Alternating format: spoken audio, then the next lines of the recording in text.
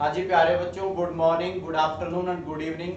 बेटा मेरा नाम CSO भास्कर है। मैं आपके अकाउंट्स की फैकल्टी हूँ, यानी मैं आपको अकाउंट्स टीच करने वाला हूँ। बच्चों मैंने 2012 के अंदर अपना CA कोर्स कंप्लीट किया था। 2012 से लेकर अभी तक मैं आप बच्चों को अकाउंट्स पढ़ाते हुए आया हूँ।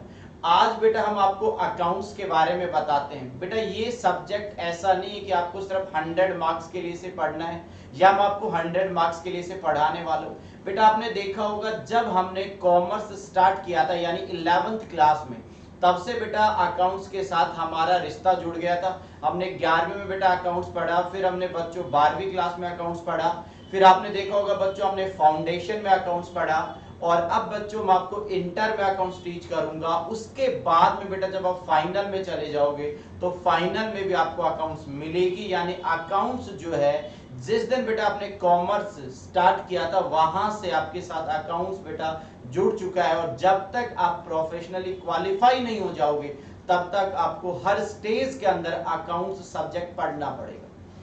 यहीं पर बेटा हमारी जर्नी कंप्लीट नहीं हो जाएगी कि सर हम क्वालिफाई हो गए, क्या सर हमारा अकाउंट से पीछा छूट जाएगा? नहीं बच्चों, जब आप क्वालिफाई हो जाओगे, जब आप इंडस्ट्री में जाओगे एज एन प्रोफेशनल, तो बेटा आपको वहां क्या देखने को मिलेगा कि आपको अकाउंट्स वहां पर भी काम आएगा। यानी ये समझ लो अकाउंट्स हमारे पूरी लाइफ टाइम काम आने वाली है। यानी अकाउंट्स के बिना आगे कुछ भी नहीं होगा, इसलिए आप अकाउंट्स को पूरी ईमानदारी से हमारे साथ पढ़ेंगे। और यकीन माना बहुत ही सिंपल यानी इंटरेस्टिंग सब्जेक्ट है। आज बेटा हम अकाउंट्स की पहली क्लास स्टार्ट करेंगे, बट जब हमारी लास्ट क्लास होगी तब मैं आपसे जरूर पूछूंगा कि बताओ अकाउंट्स सब्जेक्ट आपको कैसा लगा, आपको इंटरेस्टिंग लगा, बोरिंग लगा, आपके अकॉर्डिंग में इजी सब्जेक्ट है, मार्क्स स्कोरिंग सब्जेक्ट है या नहीं है। ये सारी बातें बेटा मैं आपके साथ लास्ट में डील करूंगा। अब मैं चाहता हूं बच्चों आपको अकाउंट्स के अंदर एक नए चैप्टर से शुरुआत करवाऊं, और बेटा जो नया चैप्टर होगा, मैं आज की क्लास में आपको एक चैप्टर स्टार्ट करवाने जा रहा हूं। उस चैप्टर के अंदर हम कुछ बेसिक बातें आज की क्लास में समझ लेंगे। बहुत इंटरेस्टिंग और आसान चैप्टर होगा, और आप देखोगे कि एग्जाम के अंदर भी वो ऑलमोस्ट जितने भी पेपर्स हो रहे हैं उनमें सभी में कहीं ना कहीं उसकी एक प्रॉब्लम जरूर आ रही है। तो अब कुछ बच्चों के मन में तो ये बारे बारे डाउट आ रहा होगा कि सर आपने इतनी बातें कर ली, बस आप जल्दी से ये भी बता दो उस चैप्टर का नाम क्या है। बच्चों उस चैप्टर का नाम है हमारा इंश्योरेंस क्लेम। सभी स्टूडेंट जल्दी से बेटा एक हेडिंग नोट करेंगे, रजिस्टर के अंदर इंश्योरेंस क्लेम। और सबसे पहले बेटा इस चैप्टर के अंदर हमें दो बातें समझनी पड़ेंगी। पहला इंश्योरेंस का मतलब क्या है, दूसरा क्लेम वर्ड का मतलब क्या है।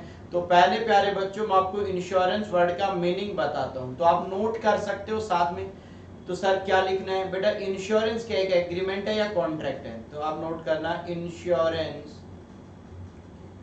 Is a contract. इंश्योरेंस क्या है? Is a contract for, insurance is a contract of indemnity.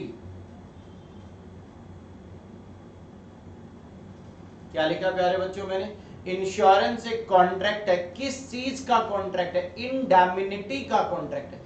जैसे बेटा मैंने लिखा insurance is a contract of indemnity, आप बच्चों के मन में दो डाउट आएंगे। पहला बेटा कि सर ये कॉन्ट्रैक्ट है, और दूसरा बच्चों इंडेमनिटी क्या है। तो जब भी मैं क्लासेस में बच्चों को कहता हूं कि बताओ इंडेमनिटी क्या है, तो कोई नालायक कुछ बताता है, कोई नालायक कुछ बताता है। तो बेटा मैं आपको क्लियर कर दूं इंडेमनिटी वर्ड का मतलब क्या है। बेटा इंडेमनिटी वर्ड का मतलब होता है क्षतिपूर्ति। यानी अगर आपको कोई लॉस हुआ तो आपको कंपनसेशन मिलेगा, यानी आपके लॉस की भरपाई की जाएगी, आपके लॉस की अमाउंट आपको एज एन कंपनसेशन दे दी जाएगी। अब सबसे पहले आपको समझना है कि कॉन्ट्रैक्ट जो होता है, बेटा आप सभी बच्चों को पता है कॉन्ट्रैक्ट करने के लिए मिनिमम दो पार्टीज का होना जरूरी है। कभी आपने ऐसे सुना कि कॉन्ट्रैक्ट एक सिंगल बंदे ने, यानी आपने अपने आप से कभी कॉन्ट्रैक्ट किया हो? कभी आपने ऐसा सुना? नहीं सर। बेटा कॉन्ट्रैक्ट करने के लिए दो पार्टीज का होना जरूरी है। तो यहां से स्टार्ट होता है कि इंश्योरेंस के अंदर कौन सी वो दो पार्टीज हैं जो कॉन्ट्रैक्ट साइन करती हैं। तो बेटा इंश्योरेंस के अंदर जो दो पार्टीज होती हैं उनके मैं नाम नोट करता हूं आपके लिए। पहली पार्टी को बेटा यहां पर मैं बोलूंगा इंश्योर्ड।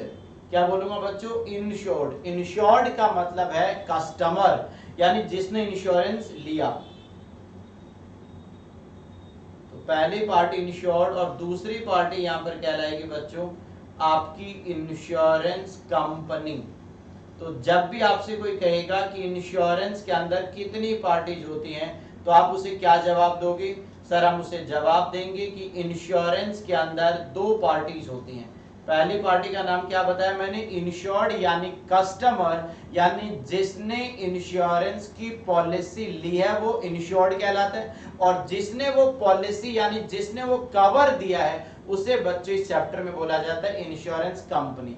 अब बात करते हैं कि कैसे ये ट्रांजैक्शन होते हैं, तो आप मेरे साथ यहां पे ध्यान देना। बेटा ये है कोई बंदा इंश्योर्ड, ये कोई भी हो सकता है, ये आप हो सकते हो, मैं हो सकता हूं, राम हो सकता है, श्याम हो सकता है, कोई भी हो सकता है। ये एक बंदा है इंश्योर्ड, ये चला गया बेटा एक इंश्योरेंस कंपनी के पास। किसके पास चला गया प्यारे बच्चों? इंश्योरेंस कंपनी के पास। और इसने बेटा इंश्योरेंस कंपनी के पास जाकर क्या किया? इसने बेटा इंश्योरेंस कंपनी को जाकर अपना कोई रिस्क बताया। जैसे आप ऐसे समझो बेटा, मान लो मेरी एक बिल्डिंग है और मुझे पता है कि उस बिल्डिंग की अच्छी खासी वैल्यू, जैसे मान लो बिल्डिंग है 50 लाख रुपए की। अब मेरे को हमेशा डर रहता है कि कभी मान लो वो बिल्डिंग गिर जाए, यानी अर्थक्वेक आ जाने से मान लो वो बिल्डिंग गिर जाती है और मुझे नुकसान हो जाता है, तो मेरे माइंड में रोजाना ही चलता है अगर अर्थक्वेक आएगा मेरी बिल्डिंग गिरेगी, वो डैमेज हो जाएगी यानी खत्म हो जाएगी। अब बिल्डिंग अगर बेटा खत्म होगी तो मुझे नुकसान हो जाएगा। मैं बेटा एक इंश्योरेंस कंपनी के पास जाता हूं, उसे कहता हूं कि आप मेरी बिल्डिंग को इंश्योर कर दो, यानी आप मेरी बिल्डिंग को इंडेमनिफाई कर दो, यानी अगर कल को ये बिल्डिंग गिरती और गिरने से अगर नुकसान होगा तो आप मुझे कंपनसेशन दोगे। बेटा एक बात बताओ, मेरा रिस्क मैंने किसी और को ट्रांसफर कर दिया, अगर मैं अपना रिस्क किसी और को बच्चों ट्रांसफर करूंगा तो क्या सामने वाली पार्टी बेटा फ्री में मेरे रिस्क को बियर करेगी? नहीं सर। तो बेटा यहाँ पर इंश्योर्ड जो होता है ना कस्टमर, वो इंश्योरेंस कंपनी को कुछ अमाउंट पे करता है, उस अमाउंट को हम बोलते हैं प्रीमियम। क्या बोलते हैं बच्चों? प्रीमियम। तो क्या समझ में आया? जो इंश्योर्ड यानी जो कस्टमर है वो इंश्योरेंस कंपनी को क्या देता है? प्रीमियम देता है, और उसके बदले में बच्चों ये इंश्योरेंस कंपनी जो है उसे इंश्योरेंस पॉलिसी प्रोवाइड करवा देती है। क्या प्रोवाइड करवा देती है? Insurance policy. और इंश्योरेंस पॉलिसी जो है वो आपको कवर देती है। कवर देने का मतलब अगर कल को आपकी वो बिल्डिंग गिर जाती है और आपको अगर नुकसान होगा तो जितनी वैल्यू का आपका लॉस है उतनी वैल्यू आपको इंश्योरेंस कंपनी से एज एन कंपनसेशन मिलेगा, यानी इंडेमनिफाई कर दिया जाएगा। अब मैं आपको एक और बात समझाता हूं बेटा, इंडेमनिफाई वर्ड को और आप क्लियर करो। आप ऐसे समझो बेटा, मान लो एक आदमी है मिस्टर राम, ठीक है सर, इस राम के पास बेटे एक गाड़ी है, जैसे मान लेते मारुति 800। हाँ सर, अब बेटा राम के मन में अपनी गाड़ी को लेकर क्या क्या डाउट आते होंगे। राम को लगता है कि मेरी गाड़ी कल को मैंने नीचे अपनी बिल्डिंग के नीचे पार्क कर रखी थी और किसी ने मेरी गाड़ी को वहां से उठा लिया। अब जैसे मैं कहता हूं कि राम की 800 गाड़ी, कुछ नालायक कहते हैं सर पहली बात तो उस 800 को उठाएगा कौन? बेटा एक बार मान लो कि उस 800 कार को किसी ने बेटा वहां से चोरी कर लिया, तो बेटा राम को ऐसा लगता है कि मुझे नुकसान हो जाएगा, या राम को ऐसा लगता है कि मेरी गाड़ी लेकर मैं कहीं जा रहा हूं रोड पे और मेरा किसी के साथ एक्सीडेंट हो जाता है और गाड़ी मेरी डैमेज हो जाएगी। बेटा राम को इस तरीके के ना कुछ रिस्क नजर आ रहे हैं अपनी कार पे, तो राम सोच रहा है कि अगर ऐसे रिस्क जो है अगर मैं किसी से कवर अप करवा लूं यानी मैं अपने रिस्क किसी और को ट्रांसफर कर दूं, और वो और कोई नहीं है, वो इंश्योरेंस कंपनी है बेटा। तो राम प्यारे बच्चों किसके पास चला गया? सर जी राम चला गया इंश्योरेंस कंपनी के पास। मालूम है इंश्योरेंस कंपनी को क्या कहता है? यानी मेरी गाड़ी का रिस्क आज से मैंने आपको ट्रांसफर कर दिया, बट बेटा वो इंश्योरेंस कंपनी बिना वजह यानी बिना किसी कंसीडरेशन की क्या उस रिस्क को एक्सेप्ट करेगी? No sir. तो बेटा राम से वो इंश्योरेंस कंपनी प्रीमियम चार्ज करेगी। क्या चार्ज करेगी? राम से वो कुछ पैसे लेती है जिसे हम प्रीमियम कहते हैं, और उस प्रीमियम के बदले में वो इंश्योरेंस कंपनी उस गाड़ी को इंश्योर्ड कर देती है, यानी उस कार को वो इंश्योरेंस पॉलिसी में कवर कर लेती है। अगर कल को ऐसा कुछ हुआ तो राम की गाड़ी की वैल्यू के बराबर पैसा उसे दे दिया जाएगा। अब एक बात बताओ बेटा, इंडेमनिटी वर्ड का मतलब समझना था ना। अब बेटा राम की गाड़ी चोरी हो जाती है, राम इंश्योरेंस कंपनी से अगले दिन जाकर बेटा एक नई गाड़ी की डिमांड कर लेता है, और मालूम उसने कौन सी गाड़ी मांग ली? BMW कार मांग ली। और वो इंश्योरेंस कंपनी को कहता है कि आप मुझे 800 के बदले में BMW गाड़ी प्रोवाइड करवा दो। बेटा एक बात बताओ, क्या इंश्योरेंस कंपनी उसे 800 के बदले में BMW गाड़ी देगी? सर कैसी बातें कर रहे हो, ऐसा थोड़ी होता है। यही तो हम कह रहे हैं बेटा कि इंश्योरेंस के एग्रीमेंट में सिर्फ आपको कंपनसेशन दिया जा सकता है, इंश्योरेंस के एग्रीमेंट से आपको फायदा नहीं हो सकता। अगर राम की 800 चोरी हो जाती है और उसके बदले में बेटा उसे नई गाड़ी BMW मिल जाती है, दैट मींस राम को इस कॉन्ट्रैक्ट से बेटा प्रॉफिट हो गया। राम को इस एग्रीमेंट से यानी इस कॉन्ट्रैक्ट से बच्चों प्रॉफिट नहीं हो सकता, क्योंकि वर्ड साफ साफ कहता है कि आपको सिर्फ इंडेमनिफाई किया जाएगा, सिर्फ आपको कंपनसेशन दिया जाएगा फॉर लॉस।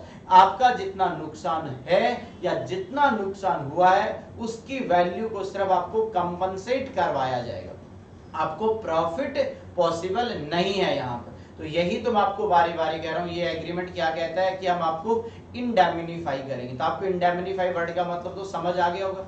दूसरा, अगर राम ने बेटा इंश्योरेंस ले लिया और 1 साल तक, नॉर्मली बेटा इंश्योरेंस का पीरियड 12 मंथ होता है, अगर मान लो 1 साल तक ना तो राम की गाड़ी का एक्सीडेंट होता है और ना ही राम की गाड़ी को किसी ने चोरी किया, तो बताओ क्या राम को इंश्योरेंस कंपनी से एक सिंगल पैसा मिलेगा? तो आंसर होगा नो। सर अब क्यों? बेटा यहां पर भी वही बात, राम को कोई नुकसान ही नहीं हुआ तो किस बात का कंपनसेशन दिया जाएगा? यानी इंश्योर्ड को कंपनसेशन सिर्फ तब मिलेगा जब इंश्योर्ड को बेटा किसी तरीके का कोई लॉस हो रहा है, अदरवाइज उसे कोई भी कंपनसेशन अलाउ नहीं किया जाएगा। अब बेटा इस चैप्टर के अंदर हम चलते हैं कि कितने टाइप्स के क्लेम यहां पर पढ़ने, यानी कितने टाइप्स की यहां पर प्रॉब्लम्स आएंगी या कितनी वैरायटी की प्रॉब्लम्स हमें यहां पर पढ़नी पड़ेंगी। तो अब जल्दी से एक नोट लिखेंगे, नोट। और ये बेटा आपका इस चैप्टर के अंदर हम क्या क्या पढ़ने वाले हैं वो स्टार्ट होने जा रहा है, यानी चैप्टर कहां तक जाएगा। तो सबसे पहले आप नोट लिखकर लिखेंगे types of claim, types of claim, यानी इस चैप्टर में कितने टाइप्स के क्लेम आने वाले हैं। तो बेटा हम इसे 2 पार्ट्स में डिवाइड करेंगे, यानी 2 क्लेम यहां पर कवर होंगे।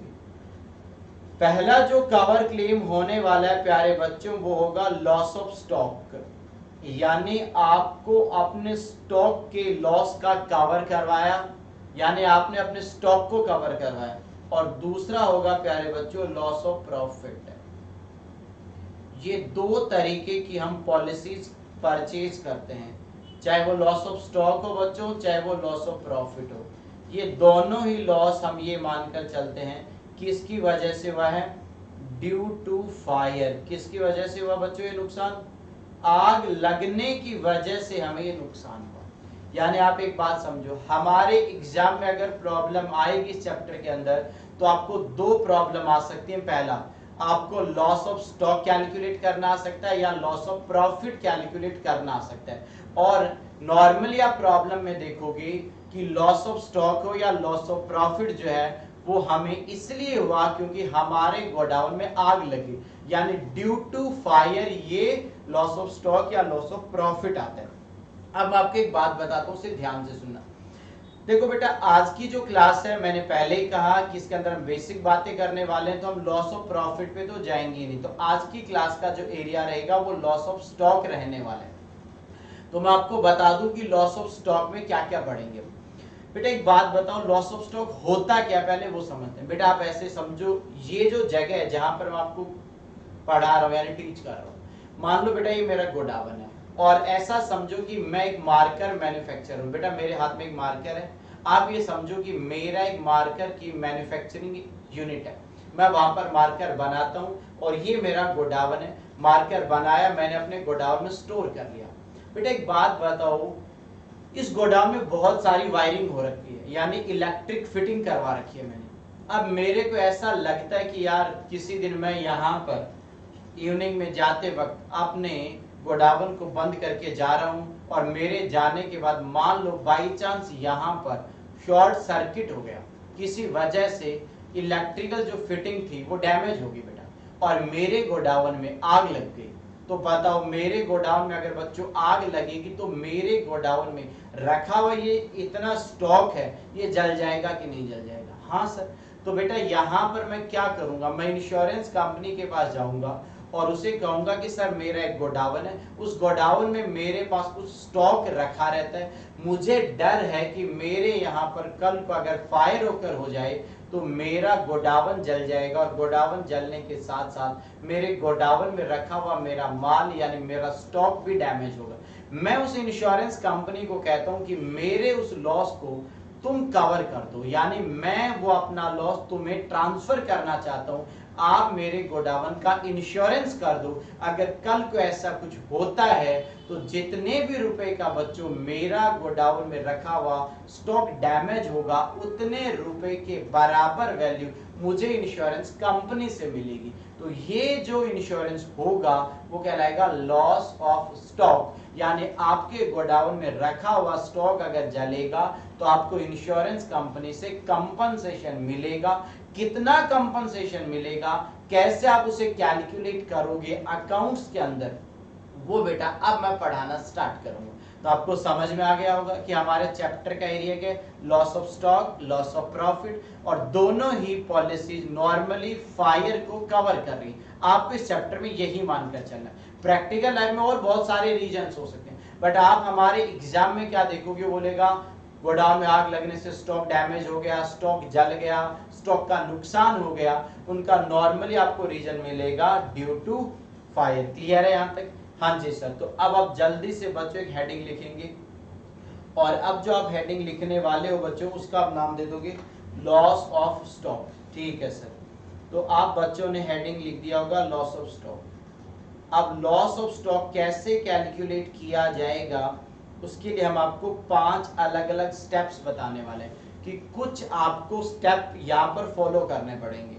इन सारे स्टेप्स को मैं अलग अलग एक एक करके समझाऊंगा, अभी सिर्फ आपको नोट डाउन कर लेना है कि मैं क्या नोट कर रहा हूँ।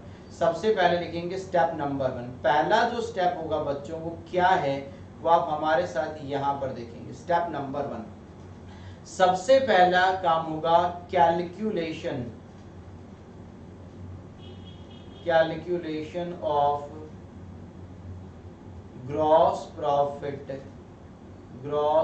प्रॉफिट रेशियो यानी जीपी रेशियो। पहला काम होगा जीपी रेशियो कैलकुलेट करने का। फिर आएगा step number 2।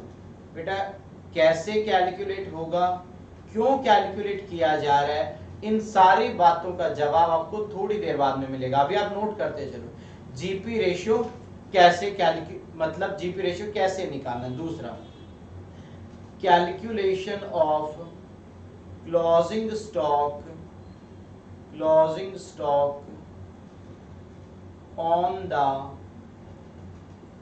Date of fire, यानी जिस दिन हमारे गोडाउन में आग लगी थी उस पर्टिकुलर डेट को हमारे गोडाउन में कितने वैल्यू का स्टॉक अवेलेबल था वो आपको कैलकुलेट करना पड़ेगा। अगला पॉइंट बेटा स्टेप नंबर 3। थर्ड स्टेप के अंदर बच्चों हम क्या करेंगे वो भी बताते हैं। Calculation of loss, calculation of loss of stock due to fire, आग लगने की वजह से हमें कितने स्टॉक का नुकसान हो गया हमें वो बताना पड़ेगा। अगला पॉइंट स्टेप नंबर 4, ये लास्ट स्टेप होगा बेटा, calculation of amount of claim, यानी फाइनली ये स्टेप आपको आंसर तक ले जाएगा। कि आग लगने के बाद हमें कितना क्लेम मिलेगा, यानी फाइनली क्लेम की अमाउंट, ये वाला स्टेप बताने वाला। चलो सर, हमने 4 बातें नोट कर ली। अभी हमें कोई भी पॉइंट समझ नहीं आया, हम एक एक करके सारे पॉइंट को समझेंगे, बट उससे पहले मैं आपके साथ कुछ नॉर्मल बातें करना चाहता हूं। बेटा ध्यान से मैं लाइन ड्रॉ कर रहा हूं, प्लीज उस लाइन को देखना और आप अपने कुछ कंसेप्ट यहाँ पे डेवलप कर लेना। ओके सर, आप कह रहे हो तो हम ध्यान देते इस लाइन पे। बेटा ये एक अकाउंटिंग ईयर है, मान लो ये 1 अप्रैल 2020 को स्टार्ट हुआ। सिंपल सा लॉजिक है बच्चों, ये 31 मार्च 2021 को कंप्लीट होगा। हाँ सर, 1 अप्रैल 2020 को ये स्टार्ट हुआ, 31 मार्च 2021 को कंप्लीट होगा, हुआ नहीं है, होने वाला है। आज मान लेते हैं, आज की डेट को मैं नाम दे देता हूं बच्चों, आज मान लेते हैं प्यारे बच्चों, आज है आपका 1 जून। कितना जून है बच्चों? 1 जून। और आप ऐसे समझो कि 1 जून को हमारे गोडाउन में आग लग जाती है किसी भी रीजन से। हमारे गोडाउन में बेटा आप ये मानकर चलो कि फायर ऑकर हो गया। अब मुझे बताओ कि अगर 1 जून को बेटा हमारे गोडाउन में अगर फायर ऑकर होगी, तो बताओ हमारे गोडाउन में रखा हुआ स्टॉक जल जाएगा कि नहीं जल जाएगा? सर सिंपल सा लॉजिक है, हमारे गोडाउन में रखा हुआ स्टॉक डैमेज हो जाएगा, यानी डिस्ट्रॉय हो जाएगा। अब बेटा हमने हमारे गोडाउन का इंश्योरेंस करवा रखा, बात को ध्यान से समझ, हमने हमारे गोडाउन का इंश्योरेंस करवा रखा है। और इंश्योरेंस करवा रखा है, इसका मतलब जब अगले दिन हम अपनी जगह गोडाउन आए तो हमने क्या देखा कि हमारे गोडाउन में आग लगी थी। आग लगने से हमारा सारा का सारा मार्कर जल गया। बेटा हम क्या करेंगे, हम उसी दिन या उसके अगले दिन इंश्योरेंस कंपनी के पास जाएंगे एक एप्लीकेशन लेकर कि सर देखो इस पर्टिकुलर डेट को हमारे गोडाउन में आग लगी थी, आग लगने से सर हमारा सारा का सारा स्टॉक रखा हुआ था वो जल गया सर। और हम बेटा उस एप्लीकेशन फॉर्म के अंदर बताएंगे कि हमने आपके यहाँ से इंश्योरेंस करवा रखा था, ये हमारा पॉलिसी नंबर है, तो सर प्लीज आप हमें कंपनसेशन अलाउ कर दो, यानी हमारे लॉस को आप हमें कंपनसेट करवा दो, यानी इंडैमिनिफाई करवा दो। याद आ रहा है, स्टार्टिंग में बताया था इंडैमिनिफाई का कॉन्ट्रैक्ट है। बेटा इंश्योरेंस कंपनी आपको ये थोड़ी बोलेगी कि हम आपको क्लेम नहीं देंगे, यहाँ से खड़े हो जाओ, भाग जाओ। इंश्योरेंस कंपनी आपसे कहेगी कि आप आराम से बैठो, ध्यान से सुनना जब अब जो इंश्योरेंस कंपनी बोलने वाली। बेटा इंश्योरेंस कंपनी कहती है कि सर आपके गोडाउन में आग लगी, इस बात को सुनकर हमें बड़ा दुख हुआ, यानी हम भी आपके दुख में हिस्सेदार बन गए। बट सर आप एक बात बताओ कि आपके गोडाउन में जब आग लगी तो आपके गोडाउन में कितने रुपए का स्टॉक अवेलेबल था? यानी सर प्लीज आप ये बता दीजिए कि आपके गोडाउन में कितने रुपए का माल उस पर्टिकुलर टाइम पे या उस डेट को अवेलेबल था। अब मैं तुमसे एक बात जानना चाहता हूं बेटा, एक सिंपल सा लॉजिकल बात करना, क्या किसी भी बिजनेसमैन को, जो बड़े बड़े बिजनेसमैन हैं, अगर आप ऐसे समझो कि आपका बहुत बड़ा गोडाउन है और आपके पास अलग अलग वैरायटी के प्रोडक्ट है, कोई 2 रुपए वाला मार्कर है, कोई 10 वाला मार्कर है, कोई 50 वाला मार्कर है, कोई 100 रुपए वाला मार्कर है, क्या आपको ओरली ये बात याद रही होगी कि हमारे पास 1 जून को 10 रुपए वाले इतने मार्कर हैं, 50 वाले इतने हैं, 1000 वाले इतने हैं, 500 वाले इतने हैं, 50 वाले इतने? नहीं सर बेटा, आपको ये नहीं पता जिस दिन आग लगी थी उस दिन हमारे पास कितने मार्कर्स अवेलेबल थे, यानी उसकी वैल्यू कितनी थी। बेटा इंश्योरेंस कंपनी कह रही है कि हम आपको क्लेम दे देंगे, बट पहले आप हमें ये इंफॉर्मेशन दो कि आपके पास उस डेट को कितना स्टॉक अवेलेबल था। बेटा अब हमारे पास उनका जवाब नहीं है। इंश्योरेंस कंपनी हमें कहती है कि वापस अपने गोडाउन जाओ और प्लीज आप एक काम करो, जाकर आप कैलकुलेट करके लेकर आओ कि आपके पास उस टाइम कितना स्टॉक अवेलेबल था। अब बेटा एक बात बताना, जब हमारे गोडाउन में आग लगी होगी, अब मेरे एक सिंपल सा लॉजिक है बेटा, स्टॉक का जो रजिस्टर होगा जहां पर आपने परचेज, कितना आपने गुड्स खरीदा, कितना आपके पास ओपनिंग में था, कितना आपने सेल कर दिया, कितना आपके पास क्लोजिंग है, यानी वो जो स्टॉक रजिस्टर था वो आपके गोडाउन में ही पड़ा होगा। और बेटा जब आग लगी होगी तो बस इतना बताओ, क्या आग इतनी समझदार है कि वो जब आग आपको नुकसान दे रही है तो उन्होंने मार्कर को तो जला दिया और आपके रजिस्टर को छोड़ दिया, और रजिस्टर को छोड़ते हुए उन्होंने दिमाग लगाया कि ये रजिस्टर छोड़ देते हैं क्योंकि उस कस्टमर को, इंश्योरेंस कंपनी को इस बात का जवाब देना है कि हमारे पास कितना स्टॉक अवेलेबल। क्या ये पॉसिबल है? सर आप कैसी बातें कर, अरे बेटा मैं नहीं कर रहा ये बातें। जब हम पढ़ाते तो नालायक बच्चे कहते कि सर जाओ जाकर गोडाउन में रजिस्टर रखा होगा, उसमें सर फटाक से कैलकुलेटर पे टोटल करके लाकर बता दो ना सर इन्हें। बच्चे इतना आसान काम नहीं होता है। हमारे बुक्स यानी रिकॉर्ड्स भी आग की चपेट में आ गए होंगे, यानी कहीं ना कहीं वो हमारे अकाउंटिंग रिकॉर्ड्स भी जल गए होंगे। ये मैं आपको एक प्रैक्टिकल कहानी सुना रहा हूँ। जब बेटा आपके रिकॉर्ड्स जल गए होंगे तो आप उन्हें जवाब कैसे दोगे कि कितना आपको नुकसान हुआ? ध्यान से समझ रहे हो? जी सर। इसके लिए प्यारे बच्चों ध्यान से समझना, आपको क्या करना पड़ेगा मैं बताता हूँ। यानी इंश्योरेंस कंपनी ने आपसे एक बात का जवाब मांगा।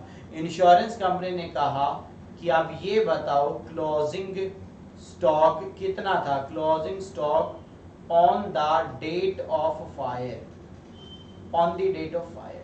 क्या पूछा उन्होंने कि जिस डेट को आग लगी थी उस डेट को आपके पास कितना स्टॉक अवेलेबल था, सर आप प्लीज वो बता दो।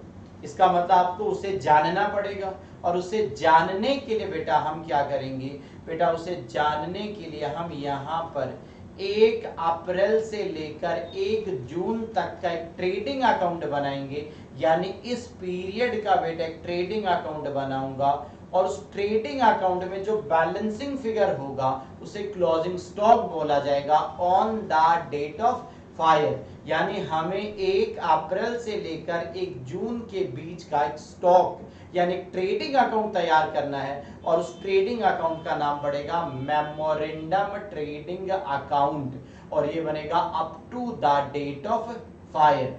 अब बच्चा कहता है सर अभी तो आपने बताया कि हमारे सारे रिकॉर्ड्स जल गए हैं, तो सर आप इस ट्रेडिंग अकाउंट को कैसे तैयार करोगे, इसकी इंफॉर्मेशन कहां से लाओगे? बहुत सही आपने अपना डाउट बनाया, यानी आपको ये जानना जरूरी है कि ट्रेडिंग बनेगा कैसे। तो बेटा ऐसे ट्रेडिंग बनेगा, इस ट्रेडिंग के ऊपर हम लिख देंगे मेमोरेंडम ट्रेडिंग अकाउंट। सिर्फ रफ बातें समझा रहा हूं, बाद में स्टेप बना बना कर नोट करूंगा। क्या लिखेंगे? मेमोरेंडम ट्रेडिंग अकाउंट बच्चों, और ये बनेगा up to the date of fire, that means 1 June, आग लगने तक का ये ट्रेडिंग अकाउंट तैयार होगा। जब हम इस ट्रेडिंग अकाउंट को बनाएंगे बेटा तो कुछ इंफॉर्मेशन हम ढूंढ सकते हैं। कैसे सर? जैसे कि सबसे पहले बेटा ओपनिंग स्टॉक पता चल सकता है। कहां से? बेटा आप सभी बच्चों को पता है पिछले साल का हमने ट्रेडिंग बनाया होगा, और पिछले साल के ट्रेडिंग अकाउंट में जो क्लोजिंग स्टॉक होगा वो इस साल का ओपनिंग स्टॉक बनेगा। बच्चा कहता है कि सर पिछले साल के रिकॉर्ड्स भी जल गए हों, तो बिल्कुल सही बात है बेटा। अगर लास्ट ईयर का आपका ट्रेडिंग अकाउंट जल गया कोई दिक्कत नहीं है। मान लो आपके बिजनेस का ऑडिट हुआ था और ऑडिट किया होगा किसी चार्टर्ड अकाउंटेंट ने, तो उस चार्टर्ड अकाउंटेंट के पास बेटा एक ऑडिटेड ट्रेडिंग और P&L की कॉपी रखी होगी। आप उसे फोन करके क्या कहोगे कि सर पिछले साल का हमें क्लोजिंग स्टॉक बता दो, तो बेटा आप उस चार्टर्ड अकाउंट से वो इंफॉर्मेशन ले सकते हो।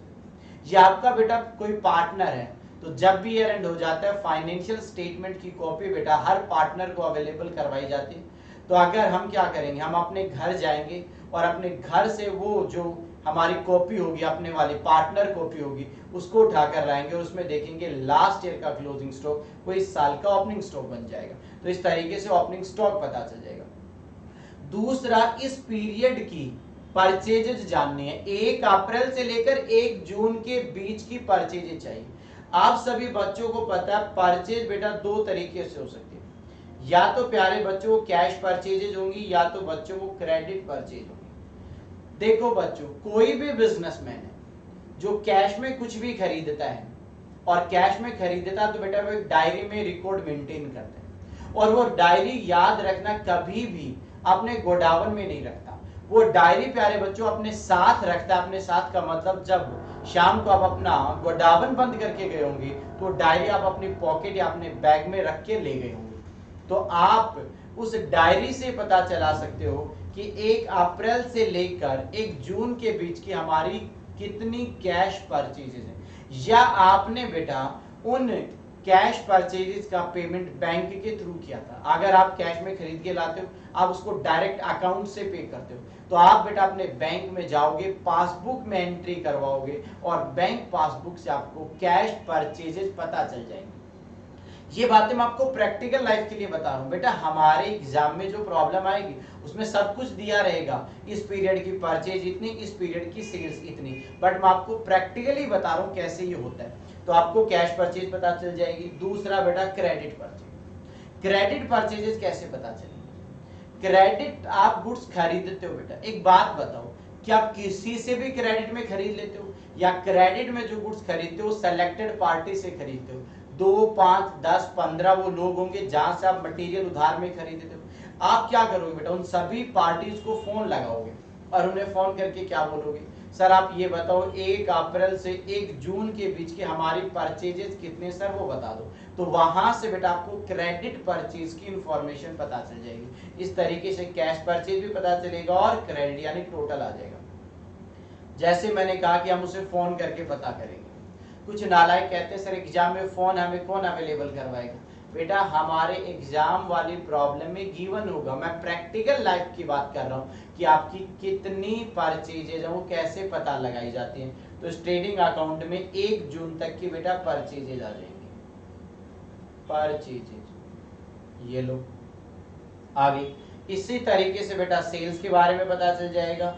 ये सारी बातें नोट करने की जरूरत नहीं है, आपको मैं अलग से स्टेप्स बना कर नोट करवाऊंगा। अब बेटा सेल्स कहां से पता लगाएगा? वही वाली बात, या तो उसने कैश में सेल किया होगा तो अपनी डायरी से पता चलेगा, बैंक अकाउंट से पैसा आया होगा तो बैंक पासबुक से पता चलेगा, और अगर बच्चों उन्होंने उधार में सेल कर रखा होगा तो उधार में सेलेक्टेड पार्टी को सेल किया होगा, सेलेक्टेड कस्टमर्स होंगे बेटा। जैसे परचेज में सेलेक्टेड सप्लायर्स थे, ऐसे यहाँ पे सेलेक्टेड कस्टमर है, हम उन कस्टमर को फोन करेंगे और उनसे क्रेडिट सेल की इंफॉर्मेशन ले लेंगे। तो बेटा इस तरीके से सेल्स पता चल जाएगी। और बच्चों यहां पर आपको पता है हमारे डायरेक्ट एक्सपेंस होते हैं बहुत सारे, और डायरेक्ट एक्सपेंस में बेटा क्या होता है, वेजेस वगैरह होती हैं। आपके जितने भी वर्कर हैं, आप उन वर्कर को पता है कि किसको कितनी वेजेस पे करते हो, उससे आपके डायरेक्ट एक्सपेंस भी पता चल जाएंगे। अब इस अकाउंट के अंदर आपने क्या देखा, ओपनिंग स्टॉक पता चला, परचेज, डायरेक्ट एक्सपेंस, सेल्स। यहाँ पर 2 चीजें गायब है।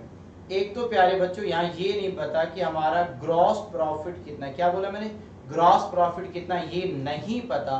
दूसरा प्यारे बच्चों यहाँ पर स्टॉक नहीं पता।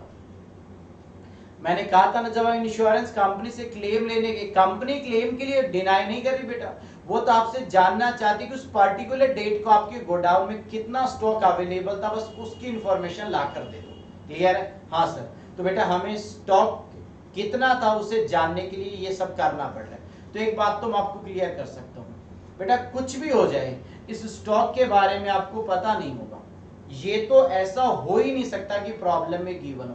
अगर बेटा यही हमें पता होता तो इतनी सारी जो कहानी मैंने आपको सुनाई, उस कहानी का कोई रेलेवेंस नहीं बचेगा, यानी वो कहानी बेकार हो जाएगी। इसलिए मैं कह सकता हूं कि स्टॉक की इंफॉर्मेशन हमारे पास नहीं होगी।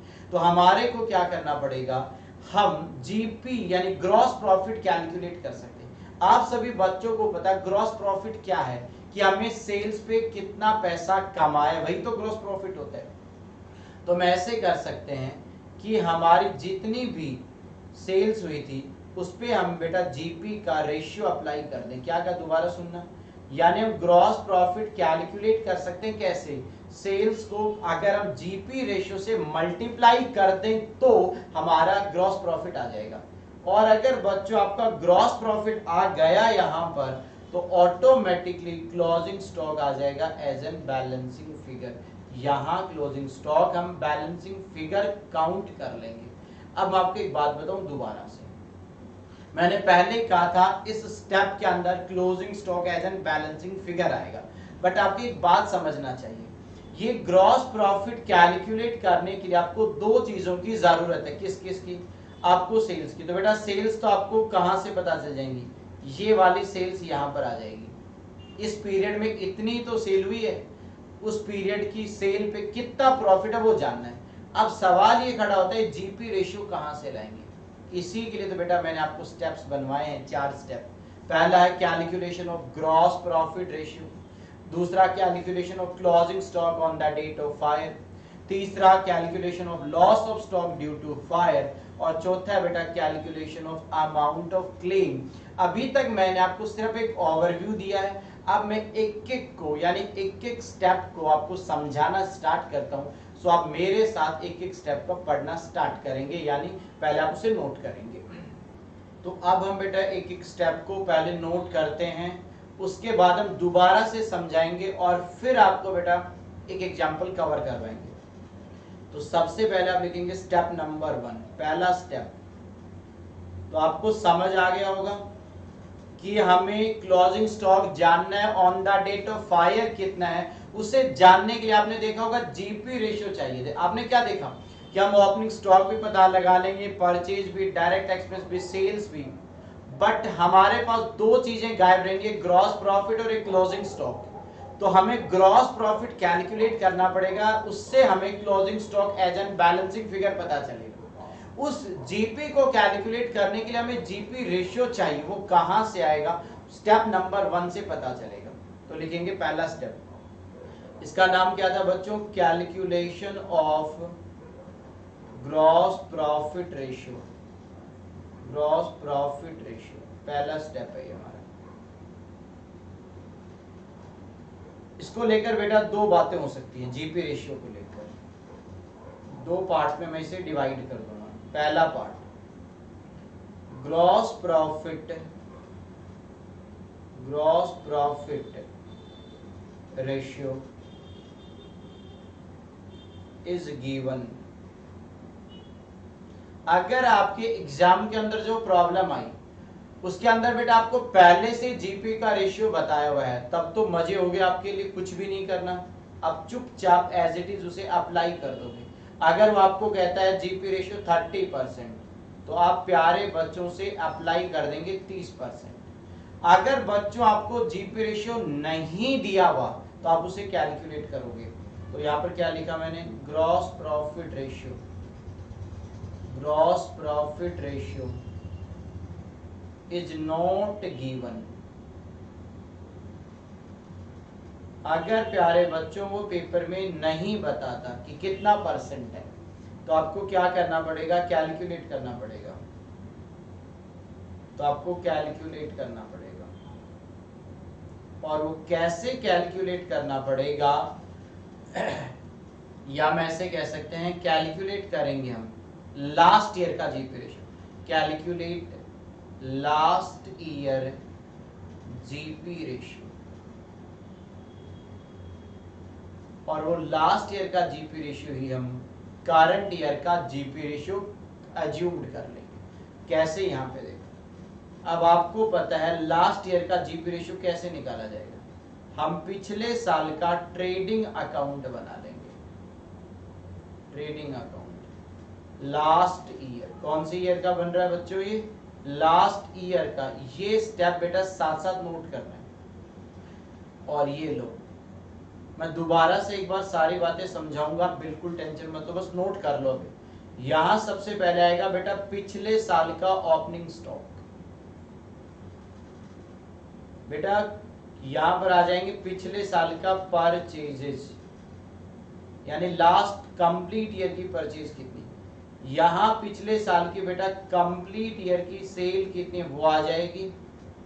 और उसके बाद में यहां पर बेटा एक डायरेक्ट एक्सपेंस आ जाएगा, पिछले साल के डायरेक्ट एक्सपेंस कितने हैं। और इसी के साथ बेटा यहां पर ग्रॉस प्रॉफिट आ जाएगा, बैलेंसिंग फिगर। उससे पहले आपको यहां पर लास्ट ईयर का क्लोजिंग स्टॉक नोट करना पड़ेगा। तो आप क्रेडिट साइड में सेल और क्लोजिंग स्टॉक का टोटल लगाओगे, डेबिट साइड में सारे एक्सपेंस माइनस कर दोगे, automatically gross profit balancing figure आ जाएगा। ये जो बैलेंसिंग फिगर आया ना बेटा, ये पिछले साल के ग्रॉस प्रॉफिट की अमाउंट है। हमें ग्रॉस प्रॉफिट का परसेंटेज चाहिए, इसलिए हम इसको परसेंटेज में कन्वर्ट कर लेंगे। और आप बच्चों को पता है जीपी रेशियो का फॉर्मूला क्या होता है? सर आप बताओ क्या होता है? अरे नालायको, आपको जीपी रेशियो का फॉर्मूला नहीं पता? पता है ना सर, हम तो ऐसे ही पूछ रहे हैं। अच्छा, इसका फॉर्मूला होगा बेटा gross profit divided upon gross profit, जो यहाँ पर आया उसको डिवाइड करेंगे सेल्स, क्योंकि बेटा हमें सेल्स के साथ उसका रिलेशन देखना है। तो ग्रॉस प्रॉफिट को सेल से डिवाइड कर देंगे इनटू 100, तो ये आ जाएगा प्रीवियस ईयर का जीपी रेशियो। दोबारा से सुनो क्या कहा। स्टेप नंबर 1 पे आ जाओ। स्टेप नंबर 1 की इंपॉर्टेंस क्यों, वो आपको समझ आ गई, नहीं समझ में आए तो दोबारा बताएंगे।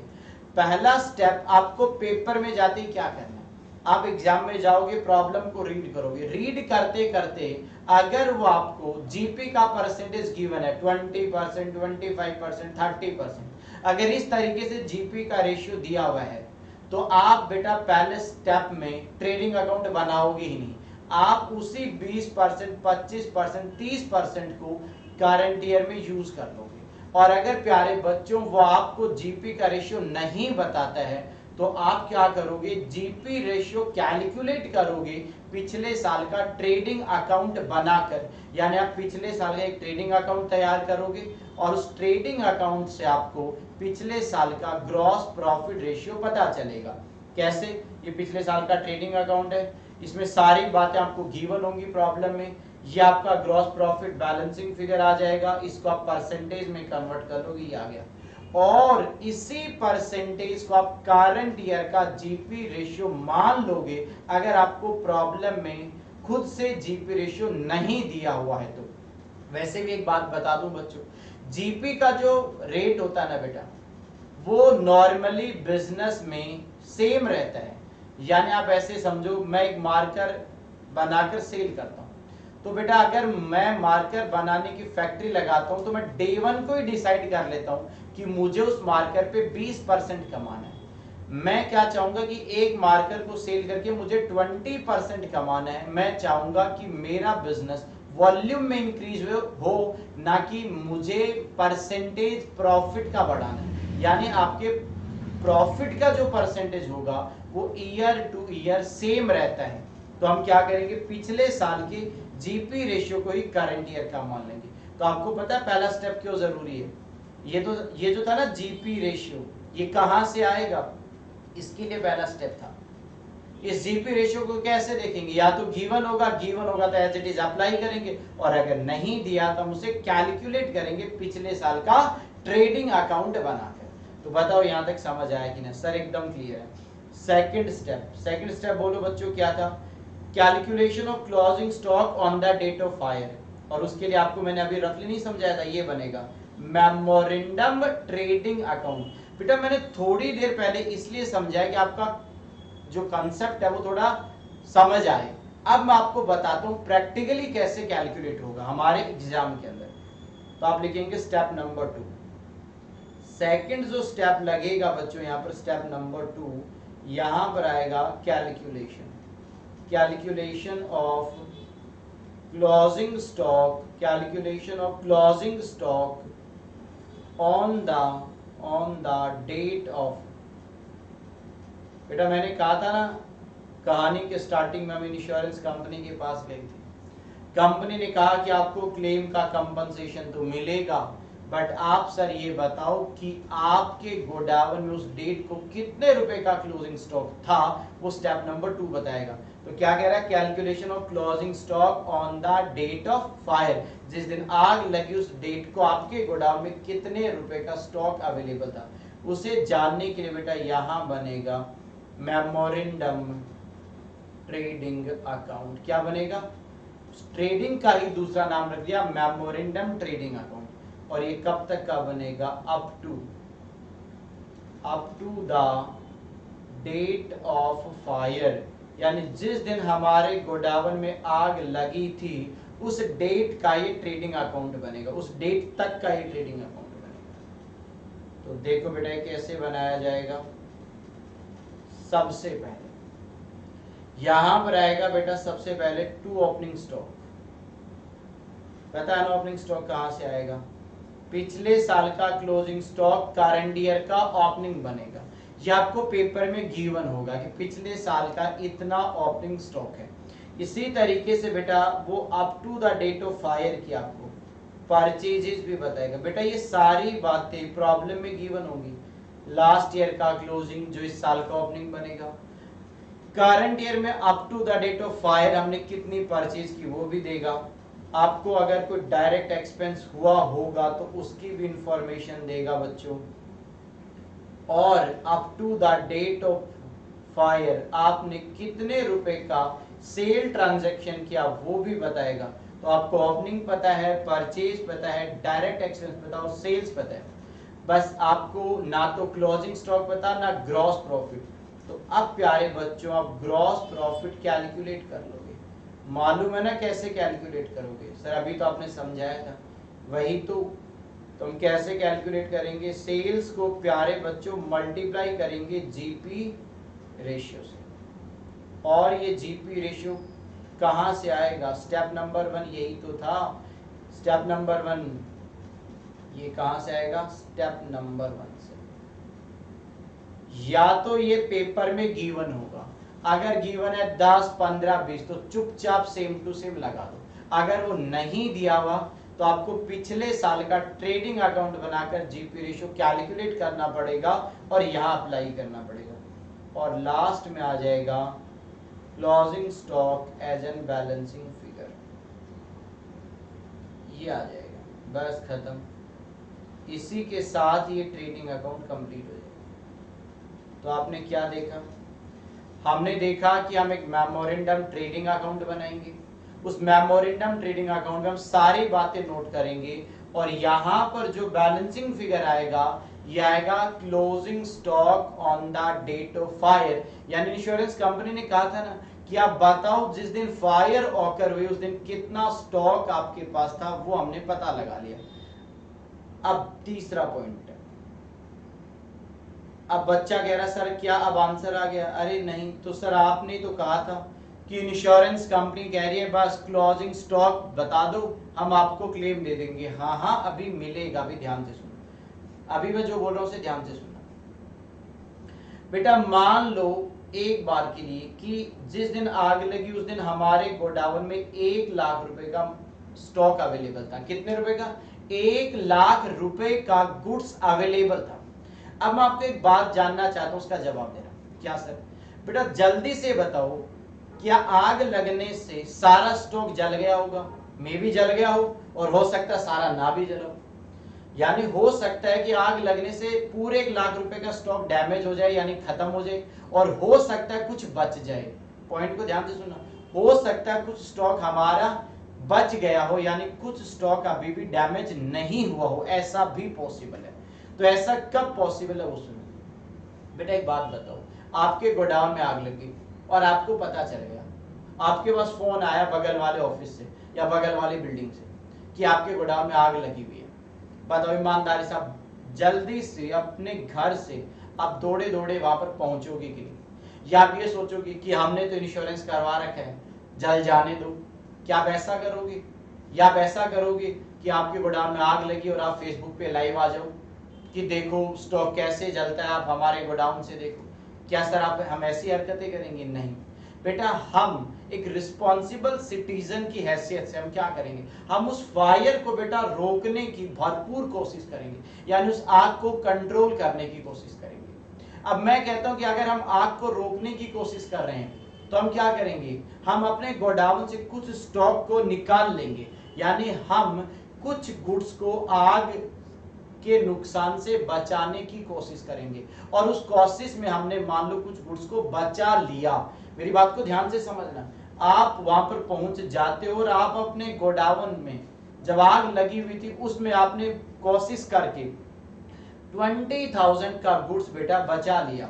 कितने रुपए का गुड्स? 20,000 के गुड्स को आपने डैमेज नहीं होने दिया। ये जो 20,000 का गुड्स है ना बेटा, इसका कंपनसेशन कंपनी देगी ही नहीं। जब हम इंश्योरेंस कंपनी से कंपनसेशन लेंगे वो सिर्फ हमें 80,000 की वैल्यू का कंपनसेशन देना चाहेगी। क्यों सर? बेटा जो गुड्स आग से जली ही नहीं, जिन गुड्स का हमें लॉस हुआ ही नहीं, क्या उन गुड्स का हमें क्लेम मिलना चाहिए? नहीं मिलना चाहिए। रीजन इंडेमनिफाई, इंडेमनिफाई का मतलब क्या? क्षतिपूर्ति। इंश्योरेंस के एग्रीमेंट से प्रॉफिट नहीं होगा बच्चों। याद है मैंने कहा था राम की वो मारुति 800 चोरी हो जाती है और वो राम बेटा 800 की जगह BMW की डिमांड कर रहा था। वो एग्जांपल मैंने इसीलिए बताया था क्योंकि वहां पर मिस्टर राम को बच्चों प्रॉफिट हो रहा था और इंश्योरेंस के एग्रीमेंट से कभी प्रॉफिट पॉसिबल है ही नहीं। यही बात मैं यहां बोलूंगा। यहां पर 1 लाख का स्टॉक जरूर था, 20,000 का हमने बचा लिया, तो हमें लॉस सिर्फ कितने का हुआ? तो लॉस ऑफ स्टॉक जो है वो बच्चों सिर्फ 80,000 का है। तो हमें जो कंपनसेशन मिलेगा वो इंश्योरेंस कंपनी सिर्फ लॉस का देगी। सेकंड स्टेप से लॉस नहीं आया। सेकंड से क्या पता चला? Closing stock on the date of fire. Third step से पता चलेगा कि हमें कितना हकीकत में लॉस हुआ। अब आ जाओ थर्ड स्टेप पे, स्टेप नंबर 3। तो आ जाएगा calculation of loss of stock, loss of stock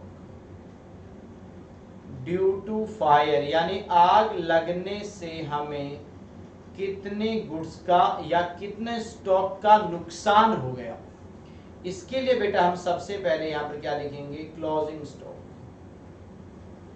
कि आप ये बताओ stock on the date of fire कितना था? Closing stock on the date of fire, आग जिस दिन लगती उस दिन हमारा कितना स्टॉक था, ये आप ऑलरेडी कैलकुलेट कर चुके हो बेटा स्टेप नंबर 2 में, सेकंड स्टेप में आ चुके हैं। इसमें से प्यारे बच्चों आपको माइनस करना है सैल्वेज वैल्यू, और ये जो सैल्वेज वैल्यू है बेटा ये यहां से माइनस हो जाएगी। इसके बाद जो बचेगा वो कहलाएगा लॉस ऑफ स्टॉक। जैसा कि मैंने यहां बताया, जिस दिन आग लगी उस दिन 1 लाख का स्टॉक था और जो गुड्स हमने बचा लिया बेटा उसे बोला जाता है सैल्वेज स्टॉक या सैल्वेज वैल्यू। 20,000 हमारी सैल्वेज वैल्यू, तो हमें नुकसान स्टॉक पे सिर्फ कितने रुपए का? 80,000। तो आपके एग्जाम में क्या करना है? पहले जीपी रेशियो अगर है तो आपको पिछले साल का जीपी रेशियो कैलकुलेट नहीं करना, अगर नहीं है तो पिछले साल का ट्रेडिंग अकाउंट बनाओ, जीपी रेशियो कैलकुलेट करके लाओ। सेकंड स्टेप में बेटा हमें up to the date of fire का एक ट्रेडिंग अकाउंट बनाना है और हमें ये पता लगाना है कि कितना हमारा स्टॉक उस पर्टिकुलर डेट को हमारे गोडाउन में रखा हुआ था। थर्ड स्टेप से पता चलेगा कि आग लगने से हकीकत में कितने स्टॉक का नुकसान हुआ, यानी कितना स्टॉक प्रैक्टिकली हमारा जल गया, क्योंकि जितना जला उसी के बेसिस पे हमें क्लेम दिया जाएगा। लास्ट स्टेप आता है बेटा स्टेप नंबर 4। हो सकता है ये स्टेप अभी आपको थोड़ा कम समझ में आए, जब मैं प्रैक्टिकल प्रॉब्लम करवाऊंगा तो एकदम अच्छे से क्लियर होगा। अभी आप एक बार नोट कर लो स्टेप नंबर 4। यहां पर आएगा अमाउंट ऑफ क्लेम, यानी क्लेम की अमाउंट। इसे आप 2 पार्ट्स में डिवाइड कर दो बेटा। दो सिचुएशन बनेंगी क्लेम की कैलकुलेशन के लिए। फाइनली क्लेम कितना होगा उसके लिए, तो यहां पर आएगा insured, insured amount, insured amount is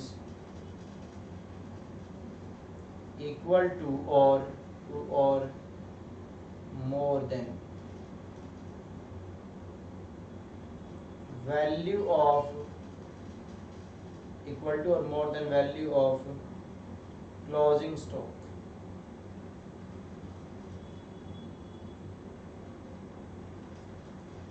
दूसरे पार्ट में आपको लिखना है insured amount is less than, यानी कम है किससे? लेस देन वैल्यू ऑफ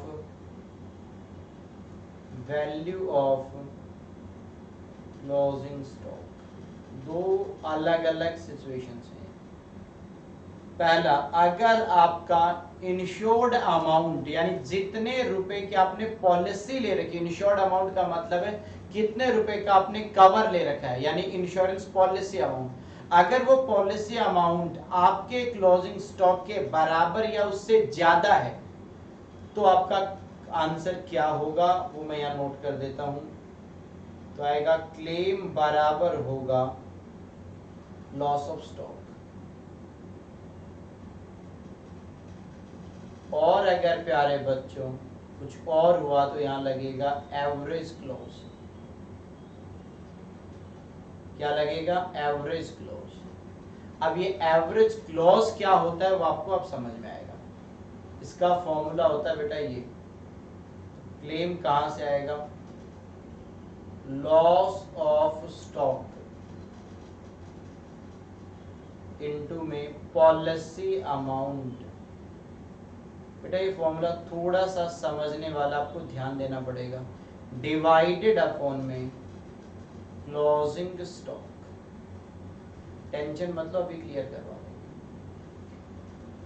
चलो जल्दी से पहले इस फॉर्मूले को नोट करो, फिर इसका मीनिंग समझाएंगे, और फिर स्टेप नंबर 4 पे ही मैं आपको एक छोटा सा एग्जांपल कवर करवाऊंगा, और उसके बाद मैं आपको एक प्रॉपर प्रॉब्लम करवाऊंगा, फिर आज की क्लास को हम खत्म कर देंगे। तो अब जल्दी से पहले इस पॉइंट को नोट डाउन कर लो, नोट कर लो जल्दी से सारे बच्चे। कर लिया सर हमने। बहुत ध्यान से सुनना बेटा। अमाउंट ऑफ क्लेम, क्लेम का मतलब है जो फाइनली इंश्योरेंस कंपनी आपने उस इंश्योर्ड कस्टमर को जो देने वाली है, यानी फाइनली जो इंश्योरेंस कंपनी उस कस्टमर को देगी वो यहाँ पे क्लेम कहलाएगा बेटा। अब यहाँ पे दो बातें हो सकती हैं। पहला, इंश्योर्ड अमाउंट। इंश्योर्ड अमाउंट का मतलब होता है बेटा पॉलिसी अमाउंट। ध्यान से सुनना, इसे मैं कहता हूं पॉलिसी अमाउंट। पॉलिसी अमाउंट अभी बताएंगे इसका मतलब क्या है। पॉलिसी अमाउंट या तो क्या है? बराबर है, और या तो बेटा ज्यादा है। किससे? क्लोजिंग स्टॉक से ज्यादा है। एक बात सुनो, ध्यान से सुनना, बहुत ईमानदारी से एक बात सुननी है आपको बेटा, उसके बाद आंसर आ जाएगा। बेटा मैं आपसे एक बात जानना चाहता हूं, जब हम इंश्योरेंस कंपनी के पास गए थे कभी पास्ट में इंश्योरेंस करवाने के लिए, बेटा इंश्योरेंस कंपनी आपको याद है, ये देखो यहाँ पे डायग्राम बनाया था ना हमने, भूल गए था जल्दी। ये रहा, ये रहा, ये इंश्योर्ड है बेटा कस्टमर, और ये इंश्योरेंस कंपनी है। इंश्योर्ड का रिस्क कौन बियर कर लेता? अब ऐसे समझो, कस्टमर का रिस्क किसने अपने कंधों पे ले लिया? Insurance company. पता है इंश्योरेंस कंपनी ने वो रिस्क क्यों बियर किया? क्योंकि इंश्योरेंस कंपनी को उस काम के बदले में पैसे मिल रहे हैं, और उस पैसे को यहां पर नाम दिया गया प्रीमियम। एक बात बताओ बेटा, प्रीमियम जो होता है नॉर्मली वैल्यू का सर्टेन परसेंटेज होता है, यानी जितनी वैल्यू आप कवर करवाना चाहते हो उसका सर्टेन परसेंटेज आपको अमाउंट देना पड़ता है। आपने देखा होगा बेटा, जैसे आपके पास बाइक है घर में, आपके फादर ने या आपने उसका इंश्योरेंस करवाया, तो आप देखोगे कि बाइक पे हमने 1000 रुपए प्रीमियम दिया। आपके घर में बेटा एक गाड़ी भी है, आप उस गाड़ी का 10,000 इंश्योरेंस दे रहे हो। तो आप जरा पॉइंट को नोट करना कि अगर हम बाइक का इंश्योरेंस करवाते हैं तो 1000 रुपए दे रहे हैं, और अगर हम गाड़ी का इंश्योरेंस करवा रहे हैं तो 10,000 रुपए, और अगर हमारे पास बहुत महंगी गाड़ी है तो हम उसका हो सकता है 1 लाख रुपए भी दे दें। यानी ये कैसे हुआ कि एक मतलब व्हीकल पे हम 1000, एक पे बेटा हम 10,000, एक पे हम 1 लाख। बेटा ये उसकी वैल्यू के अकॉर्डिंग पे होता है, यानी जितनी वैल्यू का, जितनी हायर वैल्यू का आप इंश्योर करवाओगे तो प्रीमियम भी उतना ज्यादा बनेगा। बस एक बात बताओ, इंश्योरेंस कंपनी क्या चाहती होगी कि आप ज्यादा वैल्यू का इंश्योरेंस करवाओ कि आप कम वैल्यू का इंश्योरेंस करवाओ? सर इंश्योरेंस कंपनी चाहती होगी कि हम या तो ज्यादा वैल्यू का इंश्योरेंस करवाएं या मिनिमम उतनी वैल्यू का तो इंश्योरेंस करवाएं जितनी वैल्यू की वो हमारे गुड्स हैं। तो मैं आपको ऐसे कह सकता हूं, आप ऐसे समझो, ध्यान से सुनना, अब आंसर देने जा रहा हूं, ध्यान से सुनो। पहले केस में आपने क्या किया बेटा, जिस दिन आग लगी थी, ध्यान से सुनना प्यारे बच्चों, जिस दिन आग लगी थी उस दिन हमारे गोडाउन में क्लोजिंग स्टॉक है मान लो 1 लाख रुपए का। कितने रुपए का? 1 लाख रुपए। हमने बेटा इंश्योरेंस कंपनी से पॉलिसी ले रखी है 2 लाख रुपए की, यानी हमारे गोडावन में इंश्योरेंस सिर्फ गुड्स सिर्फ 1 लाख रुपए की है, बट हमने क्या किया, अपने गोडावन को इंश्योर करवा रखा है 2 लाख रुपए से। गुड्स हमारे पास 1 लाख की है, बट पॉलिसी हमने 2 लाख रुपए की ले ली। अब एक बात बताओ कि हमें जो आग लगने से जो नुकसान हुआ ना, लॉस ऑफ स्टॉक, और आग लगने से सिर्फ हमें 50,000 का माल हमारा जरा, यानी 50,000 का स्टॉक डैमेज हुआ। तो ऐसी अगर प्रॉब्लम है, यानी जिस प्रॉब्लम के अंदर आपकी पॉलिसी अमाउंट या तो आपके क्लोजिंग स्टॉक के बराबर है या उससे ज्यादा है, यानी आपका क्लोजिंग स्टॉक था 1 लाख और पॉलिसी अमाउंट थी 2 लाख, इसका मतलब आपने ज्यादा वैल्यू का इंश्योरेंस करवा रखा है। तो आपका आंसर क्या आएगा, जितना आपका लॉस हुआ ना उतने पूरे पैसे आपको दे दिए जाएंगे, यानी 50,000 आपको क्लेम में मिल जाएंगे। इंश्योरेंस कंपनी पूरा लॉस कंपनसेट करेगी। अब मैं एग्जांपल को बदल देता हूं, यहां पर, यहां के लिए बेटा एग्जांपल चेंज होने वाला, प्लीज ध्यान से देखना। हमारे गोडावन में क्लोजिंग स्टॉक है 5 लाख रुपए का, प्यारे बच्चों कितने के, 5 लाख, और हमारी जो पॉलिसी है बेटा, पॉलिसी की वैल्यू है 2 लाख, और आग लगने से आपको लॉस हुआ, लॉस ऑफ स्टॉक 1 लाख रुपए। अब मैं बच्चों को कहता हूं इसका आंसर दो, बता बच्चे क्या जवाब देते हैं। आप भी चलो पहले एक बार सोचो, आप क्या जवाब दोगे। मैं दोबारा से बोल रहा हूं, हमारे गोडावन में 5 लाख रुपए का स्टॉक था, हमने फिर भी इंश्योरेंस कंपनी से कितने रुपए का कवर लिया, सिर्फ 2 लाख का। लॉजिकली हमें कितने रुपए का कवर लेना चाहिए था, 5 लाख का, और हमने लिया 2 लाख का। ऐसा क्यों किया होगा सर, हमने अपना प्रीमियम बचाया होगा। मान लो वैल्यू का 10% प्रीमियम जाता, वैल्यू का 10% अगर प्रीमियम जाता, तो हमें पूरी वैल्यू का अगर इंश्योरेंस करवाते तो हम इंश्योरेंस कंपनी को 50,000 प्रीमियम देते, बट हमने 2 लाख का इंश्योरेंस करवा के इंश्योरेंस कंपनी को सिर्फ कितने रुपए दिए होंगे, 20,000। बताओ इंश्योरेंस कंपनी को यहाँ नुकसान हुआ कि नहीं हुआ। इसे बोला जाता है बेटा अंडर इंश्योरेंस। क्या बोला जाता है, अंडर इंश्योरेंस। यानी आप गोडावन में माल कितने रुपए का रख रहे हो, 5 लाख, बट पॉलिसी कितने की एक्वायर कर रहे हो, 2 लाख। इसे बोला जाता है अंडर इंश्योरेंस। तो मैं ऐसा कह सकता हूं, बताओ आपने कितना परसेंटेज इंश्योर करवाया। आपने अपने स्टॉक का 100% इंश्योरेंस नहीं करवा रखा बेटा, आपने अपने इंश्योरेंस का 40% इंश्योर करवा रखा है। 2 लाख करवा रखा है 5 लाख में से, तो परसेंटेज कितना होगा, 40%। यानी आपने सिर्फ और सिर्फ अपने स्टॉक का 40% पार्ट इंश्योर करवा रखा है। तो इंश्योरेंस कंपनी आपको 1 लाख रुपए का कंपनसेशन नहीं देगी। वो पता क्या कहेगी, आपका नुकसान हुआ 1 लाख का ना, आपने हमसे इंश्योरेंस सिर्फ कितने पार्ट का करवाया, 40%, ये लो सर अपने 40,000 रुपए, छुट्टी करो। बेटा इंश्योरेंस कंपनी अगर 1 लाख रुपए का क्लेम दे देगी तो उसे नुकसान हो जाएगा। कैसा नुकसान सर, बेटा आप खुद देखो, अगर वो 1 लाख रुपए का क्लेम देती है तो उसे नुकसान पता है क्या हुआ, कस्टमर को पॉलिसी लेनी चाहिए थी 5 लाख की, तो उसको प्रीमियम मिलता 5 लाख में, बट कस्टमर ने पॉलिसी ली 2 लाख की, तो उसे प्रीमियम कितने में मिला, 2 लाख। तो कंपनी कह रही जब आपने हमसे इंश्योरेंस ही 100% नहीं करवाया तो हम आपको 100% लॉस का आप कंपनसेशन नहीं देंगे, हम उतने ही पार्ट का कंपनसेशन देंगे जितना पार्ट आप हमसे इंश्योर करवाया। तो इस प्रॉब्लम में कितना परसेंट था, 40%। तो लॉस 1 लाख का हो, उसका 40% यानी 40,000 दे दिए जाएंगे। इसी बात को मैंने फॉर्मूले में लिख दिया कि आपका लॉस कितना वो ले लो, यहां पर पॉलिसी अमाउंट ले लो, उसे क्लोजिंग स्टॉक से डिवाइड कर दो।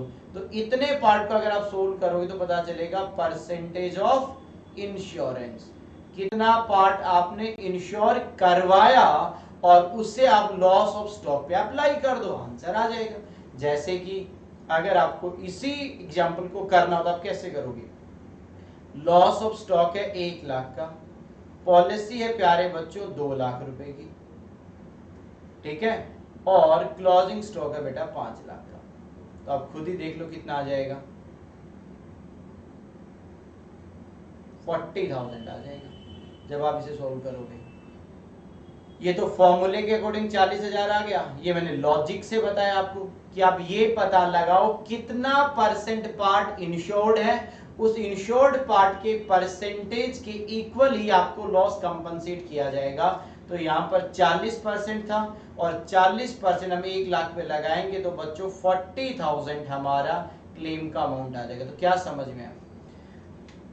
देखो बेटा सीधा सा लॉजिक है, अगर आपने ज्यादा वैल्यू का इंश्योरेंस करवा रखा है, क्या बोला मैंने, अगर आपने ज्यादा वैल्यू का इंश्योरेंस करवा रखा है तो आपको सिर्फ कंपनसेशन मिलेगा उतने ही रुपए का जितना आपको एक्चुअल में लॉस हुआ, और अगर आपने कम वैल्यू का इंश्योरेंस करवा रखा है तो आपको परसेंटेज के बेसिस पे मिलेगा, यानी कितना परसेंटेज आपका इंश्योर्ड है उसी के बेसिस पे हम आपको क्लेम अलाउ करेंगे, बात खत्म हो जाती है। तो पहला पार्ट क्या था, जब आपने ज्यादा का करवा रखा है, यानी इस प्रॉब्लम में अगर आप फॉर्मूला लगाओ तो आंसर ज्यादा आएगा, इसलिए यहां पर क्या कहा कि आप इंश्योर्ड वैल्यू अगर ज्यादा है या क्लोजिंग स्टॉक के बराबर है तो क्लेम लॉस के बराबर होगा, और अगर आपने पॉलिसी कम की ले रखी है क्लोजिंग स्टॉक से तो आपको प्रोपोर्शनेट पार्ट का क्लेम मिलेगा जितना पार्ट आपने इंश्योर करवा रखा है। तो ये चारों स्टेप हमारे खत्म हो गए। अब मैं आपको एक प्रैक्टिकल प्रॉब्लम करवा के दिखाता हूं बेटा, उसके बाद में हम अपनी क्लास को खत्म कर देंगे। तो जल्दी से एक बार चारों स्टेप को पढ़कर देखो। हाँ जी, तो अगर यहां तक आपने चारों स्टेप पढ़ लिए होंगे, अब सीधा बेटा हम आपको एक प्रॉब्लम करवाते हैं। ये बेटा जो हमारी बुक आपको मिलेगी क्लासेस के लिए, उस बुक का पहली प्रॉब्लम है, जिनके पास बुक्स नहीं है वो आप सभी बच्चे यहां से देखेंगे और जिनके पास बुक्स है वो बुक में पढ़ना स्टार्ट करेंगे। ये देखो पहली प्रॉब्लम क्या कह रहे हैं, ध्यान से पढ़ना बेटा। On 12 June 2001 fire occurred in the premises of NR Patel. बेटा एनआर पटेल कोई बिजनेसमैन है, उसके यहाँ पर आग लग जाती है 12 जून को, और ये पेपर का बिजनेसमैन है बेटा। Most of the stock were destroyed, यानी ज्यादातर गुड्स जल गए। इसने ये नहीं कहा कि सारे गुड्स जल गए, इसका मतलब कुछ गुड्स हमने बचा लिए होंगे, और जिन गुड्स को हम बचा लेते हैं बच्चों ने क्या कहते हैं, उन्हें हम कहते हैं सैल्वेज स्टॉक, यानी बचाया हुआ स्टॉक। तो बताइए सर। बेटा एक सेकंड हम लैपटॉप को चार्ज कर लेते हैं साथ साथ में। हाँ जी सर। तो बेटा यहाँ पे सैल्वेज कितना बता रहा है, cost of stock salvage being 11,200। कह रहा है सर जो गुड्स आग से खराब नहीं हुई उनकी वैल्यू है 11,200 रुपए। ध्यान से पढ़ना। इन एडिशन, इसके अलावा some stock was salvaged in a damaged condition. कह रहा है कुछ गुड्स जिनको हमने आग से बचाया उनकी वैल्यू है 11,200, और कुछ गुड्स ऐसी भी हैं जिसका एक पार्ट डैमेज हो गया, यानी वो पार्शियली डैमेज हो गया। और आगे क्या कह रहे हैं, some stock was salvaged in a damaged condition, और कुछ गुड्स डैमेज्ड कंडीशन में हमें मिली और उसकी value in that condition was agreed 10,500। कुछ गुड्स ऐसी भी हैं जो डैमेज्ड हालत में हमें मिली और उन गुड्स की उसी हालत में अगर हम वैल्यू निकालें तो वह 10,500। बेटा ऐसा देखो, आग लग गई थी, आग लगने से हमने कुछ गुड्स बचाए, कुछ गुड्स तो ऐसे हैं जिन पे 1% भी नुकसान नहीं हुआ, उनकी वैल्यू है 11,200, और कुछ गुड्स ऐसे हैं जिसका थोड़ा सा पार्ट डैमेज हो गया और डैमेज होने की वजह से उनकी जो वैल्यू बची है वो बची है 10,500। कहने का मतलब ये है कि हमने आग लगने के बाद भी दो अलग अलग गुड्स को बचाया और दोनों गुड्स की वैल्यू है 21,700 रुपए। ये कहलाएगा प्यारे बच्चों सैल्वेज स्टॉक, जो स्टेप नंबर 3 में काम आएगा। आगे बढ़ो। आगे कह रहा है his stock at the close of accounts on December 2000, 12 June 2001 को आग लगी। दिसंबर 2000 पिछले साल है और पिछले साल की लास्ट डेट है, और पिछले साल के लास्ट डेट का बेटा स्टॉक बताया, तो ये पिछले साल के लिए तो क्लोजिंग स्टॉक है, बट करंट ईयर के लिए कौन सा स्टॉक है? Opening stock. आगे कह रहा है परचेज, उसकी परचेज बता रहे हैं 1 जनवरी 2001 से लेकर 12 जून 2001, यानी 1 जनवरी यानी करंट ईयर के डे 1 से up to the date of fire उसकी परचेजेज है 1,12,000, इसे बोलेंगे purchases up to the date of fire, और उसकी सेल्स बता रहा है उस पीरियड की 1,54,000, यानी आग लगने तक परचेजेज है 1,12,000 और आग लगने तक की सेल्स है 1,54,000। On the basis of his accounts for the past 3 year, कह रहे पिछले 3 साल के अगर उसके अकाउंट्स देखें या रिकॉर्ड देखें तो हमें क्या पाया? It appears that he earn on an average gross profit 30% on sales। पिछले 3 साल का अगर डाटा उठाकर देखें तो एवरेज वो कितना प्रतिशत कमाता है? 30% कमाता है। और Patel has insured his stock for 60,000, ये कहलाएगा पॉलिसी अमाउंट। और बताओ उसने पॉलिसी कितने रुपए की ले रखी है प्यारे बच्चों? 60,000। कह रहा है compute the amount of claim, कह रहा है सर ये बताओ क्लेम की वैल्यू कितनी होगी, यानी कितने रुपए का उसे क्लेम मिलेगा। पहले बताओ क्या इस प्रॉब्लम में हमें जीपी रेशियो गिवन है? हमारा आंसर यस, यानी जीपी रेशियो हमें खुद से आइडेंटिफाई नहीं करना, ऑलरेडी गिवन है। हमें क्या करना पड़ेगा? हमें क्लोजिंग स्टॉक ढूंढना पड़ेगा on the date of fire कितना था, उसमें से सैल्वेज वैल्यू हटा देंगे तो हमें पता चलेगा लॉस ऑफ स्टॉक, और फिर क्लेम वाला फॉर्मूला लगा देंगे तो हमारा क्लेम का आंसर आ जाएगा। क्लियर है? हाँ जी सर, एकदम समझ आ गया। तो प्यारे बच्चों ये हमारी प्रॉब्लम नंबर 1, इसका सॉल्यूशन तैयार करते हैं। तो हम यहाँ पर बनाएंगे मेमोरेंडम ट्रेडिंग अकाउंट। क्या बनाएंगे? Memorandum trading account. कब तक का बनेगा? अप टू 12 जून। ये बनेगा उस डेट तक का जिस डेट को हमारे यहाँ पर आग लगी थी। तो हमारे यहाँ पर आग लगी थी 12 जून 2001 को, वहां तक का ये ट्रेडिंग अकाउंट बनेगा। समझ गए? जी सर। तो प्यारे बच्चों हम ट्रेडिंग अकाउंट बनाने जा रहे हैं। इसे बनाने के लिए हमें पिछले साल का क्लोजिंग स्टॉक चाहिए, जो यहाँ पर गिवन है। देखो कह रहा है पिछले साल का क्लोजिंग स्टॉक इतना है जो इस साल का ओपनिंग बनेगा, तो यहाँ पर आ जाएगा टू ओपनिंग स्टॉक। अब देखना प्रैक्टिकली एग्जाम में कैसे करके आना है। यहाँ पर आ जाएगा 83,500।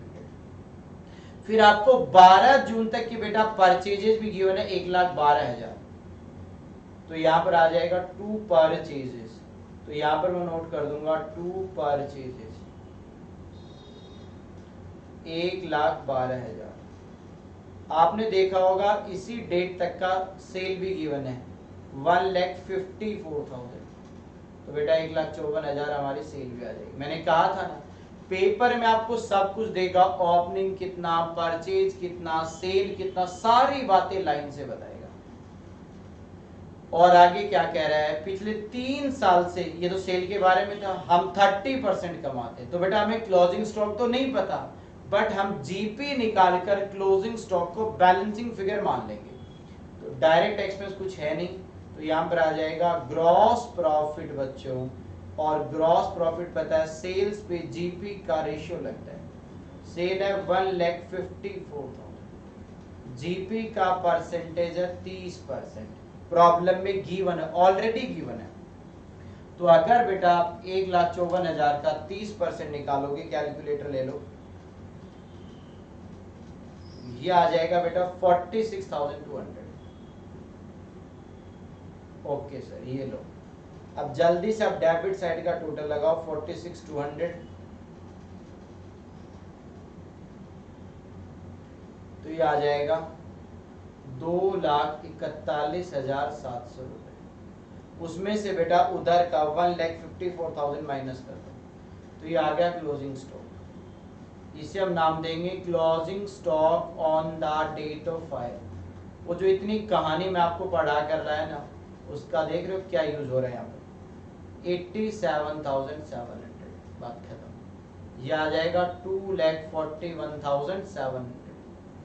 बताओ ये समझ आया कि जी सर। तो हमारा मेमोरेंडम ट्रेडिंग अकाउंट से क्लोजिंग स्टॉक पता चला उस डेट का जिस दिन हमारे गोडाउन में आग लगी थी। तो हमारे पास 87,700 का स्टॉक होना चाहिए, ये था।